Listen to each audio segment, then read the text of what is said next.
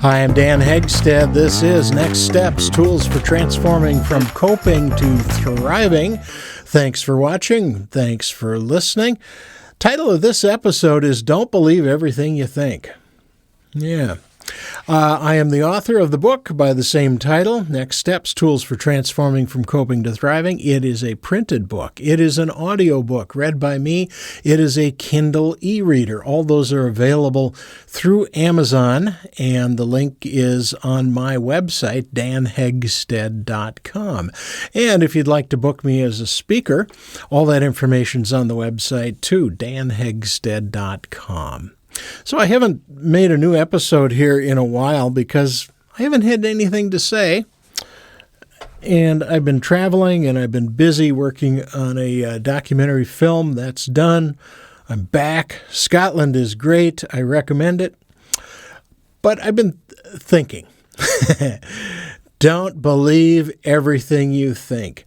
The more I think about what I want to talk about and how I can maybe help folks be better, it keeps coming back to the brain, the thinker. That's part 2 of the book, An Operator's Manual for Your Thinker.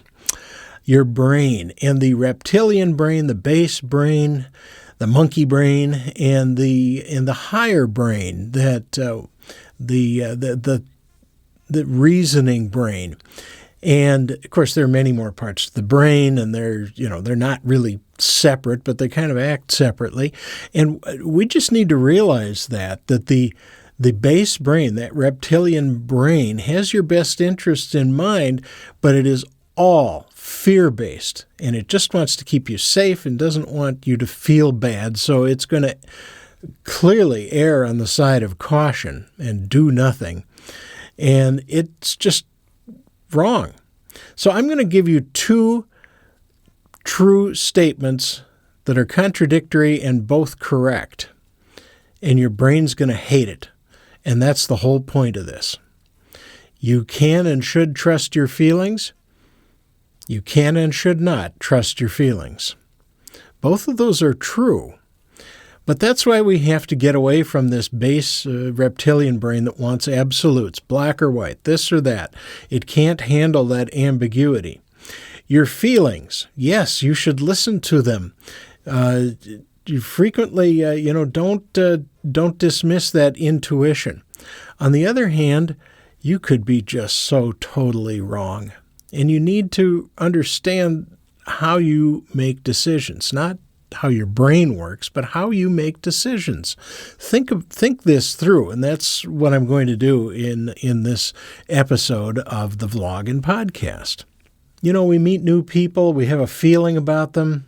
I'm pretty intuitive, and sometimes I get a sense that, and I'm pretty often right, but sometimes I'm totally wrong.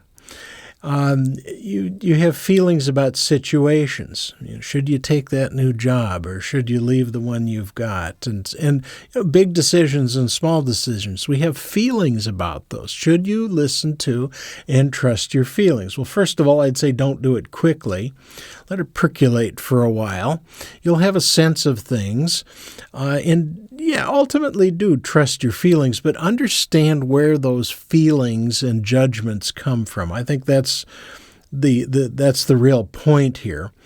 How do you judge things? Now, my mother really valued education. She was highly educated, and if you had a high degree, she really thought a lot of you. And that's fine.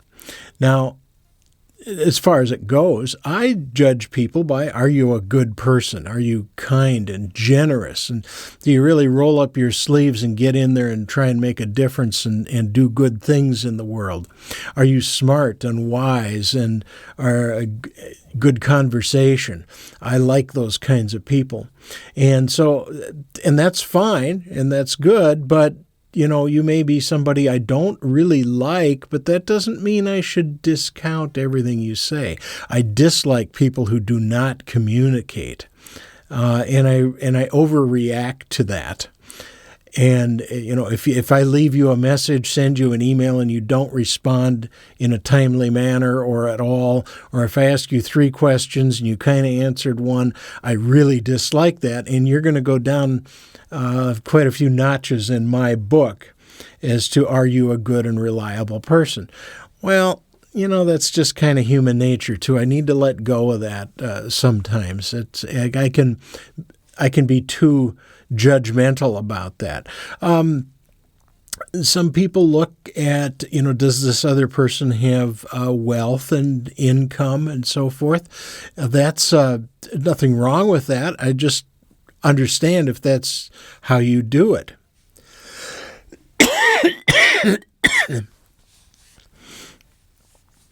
If you are a religious person, you may think highly of other people who are religious. And then, how religious are you? What flavor of religion are you? And so forth. Now, you get to make those decisions, but be aware that you may be not totally fair in making those decisions and judgments. Look at their values. What do they spend their money on? Cars and homes and vacations and so forth. When they don't really have it, that's something you could negatively affect your opinion of other people. My wife is very, very organized, and people who are not organized are not highly thought of, and she knows that she needs to, be a little more forgiving in that regard. Vocations and professions, that can be very important to some people. But what if somebody is not somebody who you would value? Do you discount them? Think about that. And what I'm really coming down to here is looks. Are you pretty and handsome? Does that matter to you when you meet somebody and they're not? It's been proven over and over again that beautiful people are more successful. It's not fair. It's not right, but it's the way it is. There was a story on TV a while ago about tomatoes. And the story was about all these heirloom tomatoes and all the different kinds of tomatoes there are. And they're wonderful, but they don't look pretty. They're weird colors and weird shapes. And they asked one of the tomato farmers why he didn't grow them, and he holds up a beautiful red tomato, and he said, "I get paid for how it looks, not how it tastes." I get paid for looks, not taste. But tomatoes are not to be looked at, they are to be eaten. It is totally wrong, but that's how people judge tomatoes, is do they look pretty? It's not what do they taste like. You're not just going to sit there and look at it and say, isn't that a pretty tomato? You're going to slice it up and eat it, and it matters what it tastes like. So don't believe everything you think. That's just an example. And don't think, oh, this is those people, I'm smarter than that. No, it's you and me too. That's why I'm saying we have to be aware of how we make these decisions. You get to make decisions, yes, trust yourself, trust your feelings most of the time, but be aware it goes through filters that may not be fair. So be aware that you may be buying pretty tomatoes and wasting your money because you want tomatoes that taste good. Don't believe everything you think. Be careful. Know your motivation. Think it through and understand your biases, like mine are, if you really do a lot of hard work, well, maybe you're not capable of that. Or maybe you give a lot of money that I don't know about. That's well, there's something, right? That you're a good person if you do that. But if I don't know about it, I might not, So I need to be aware of that. That's how I think. Know that your base brain has the first say in everything. And so be aware of that, look at it and say, yep, there's a thought, there's a feeling, and then have another one and think about it some more and understand that ultimately, you may act on logic, you may act on feelings, probably a mix of the two, and your base brain may not be happy, your higher brain may not be happy, but, you get to think it through, you get to be you. The other thing is you get to make mistakes, and you get to do it over, and you get to say, oh, well, that didn't work out the way I planned, and so you get to do something different. Now, when you're dealing with people, it can be a little more important than that. You want to get things right. But, you don't have to make one decision and stick with it for the rest of your life. Engage your higher brain. Make that best decision you can. Make a good judgment. Be willing to change your mind, and you're going to be just fine.